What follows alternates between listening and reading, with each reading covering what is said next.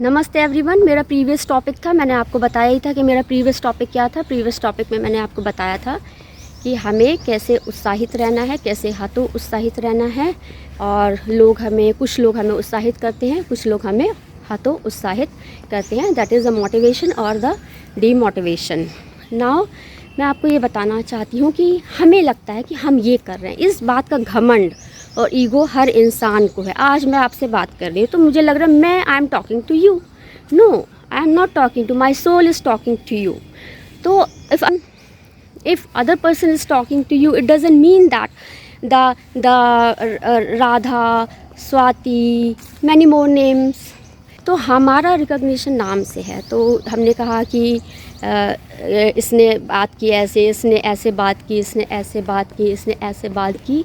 तो यहाँ पर दो आत्माओं के बीच में हो रही है और हम सभी आत्माएं उस परमात्मा का अंश हैं। तो वो जो परमात्मा का अंश है उसका परसेंटेज उस आत्मा में कितना है, दैट इज़ इम्पॉर्टेंट कि वो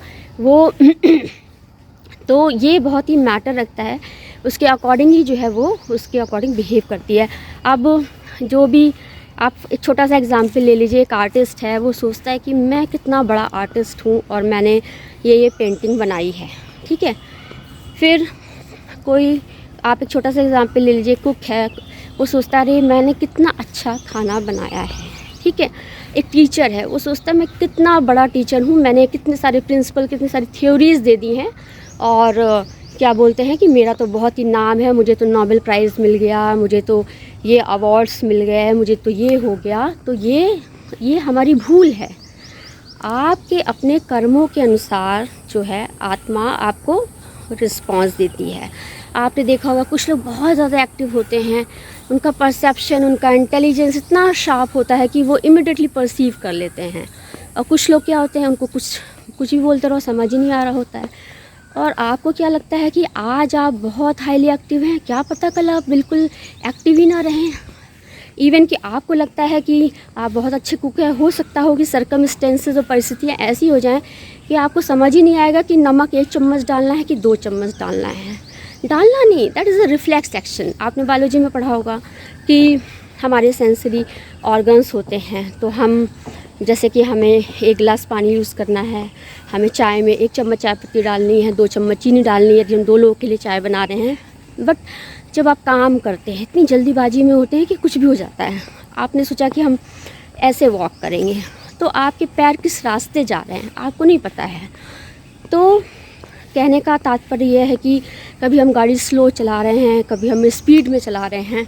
तो जैसे भी सर्कमस्टेंसेस हैं, जैसी भी परिस्थितियां हैं, तो परिस्थितियां हमें डिफ़ाइन करती हैं कि हम परिस्थितियों को डिफ़ाइन करते हैं।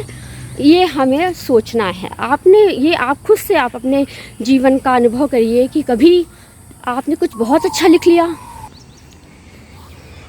आप सपोज़ दैट आप कुछ स्केचिंग करने जा रहे हैं या कभी कुछ पेंटिंग करने जा रहे हैं, तो कभी पेंटिंग बहुत अच्छी बन जाती है और कभी पेंटिंग में कुछ गड़बड़ हो के अचानक से गड़बड़ी आ जाती है, आपको पता भी नहीं लगेगा, बहुत ही माइन्यूट होता है, 1 सेकंड 1 मिनट में ही गलतियाँ हो जाती हैं।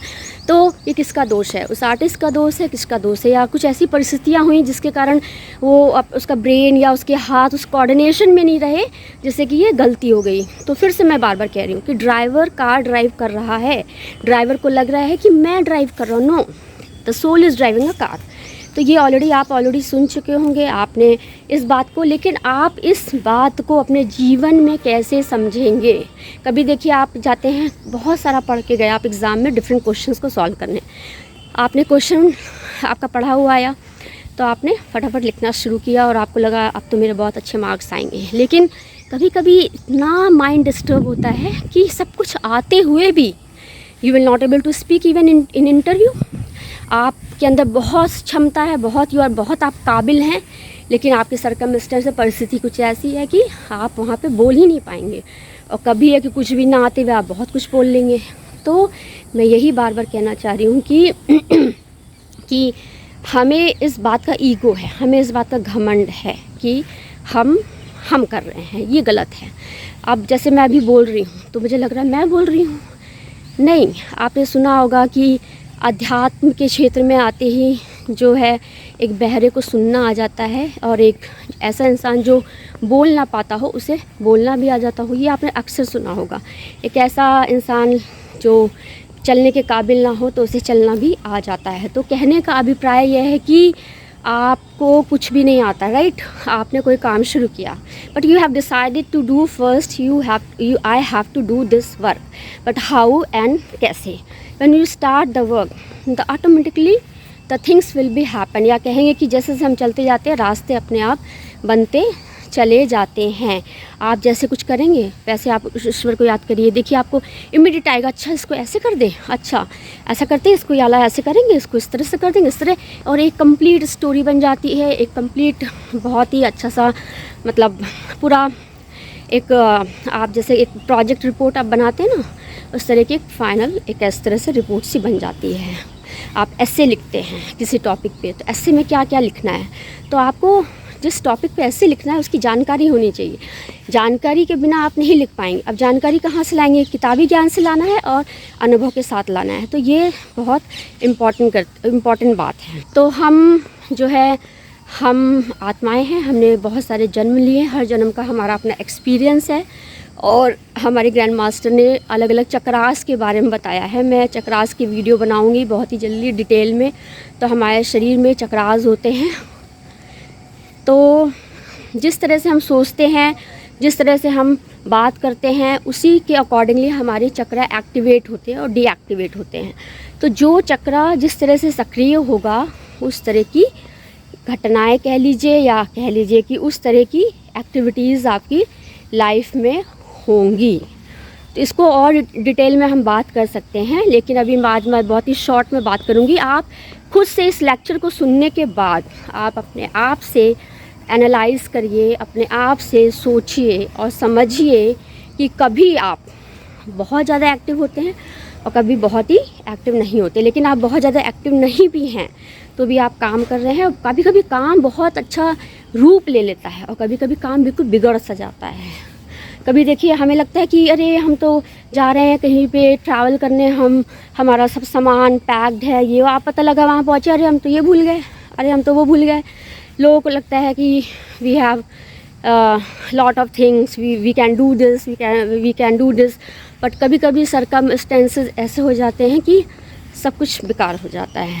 तो मैं यही कहना चाह रही हूँ कि एक बार इसको जो मैंने कहा है उसको सुनिए, ध्यान से सुनिए और इसको अप्लाई करिए अपने लाइफ में, और लाइफ में अप्लाई करके उसको को रिलेट करिए, कॉज एंड इफेक्ट। जैसे ही एक कॉज आएगा उसका अफेक्ट आएगा। अफेक्ट कुछ भी होगा, एक सिंपल ले लीजिए, आप शायद एक हाथ को इतना सा कर दें, और हो सकता है कि आप किसी सामान को ऐसे रख दें, या आप कुछ लिख दें, या कुछ भी एनी एक्टिविटी। ये तो एक मैं एग्जांपल आपको बता रही हूँ।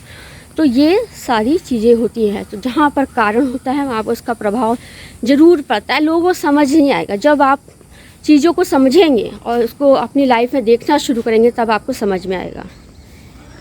तो फिर इन कमिंग डेज़ मैं फिर से वीडियोस बनाती रहूँगी। मेरे सारे वीडियोस एक दूसरे से रिलेटेड हैं, तो आप मेरे पहले के वीडियोस को भी देखिए, जहाँ पे मैंने राइटिंग्स में बहुत सारी चीज़ें दी हैं। और मैं जब मेरे पास काफ़ी टाइम नहीं होता है तो मैं कभी कभी ऑडियोज़ भी बनाती हूँ, कभी कभी वीडियोज़ भी मैं पोस्ट करती हूँ।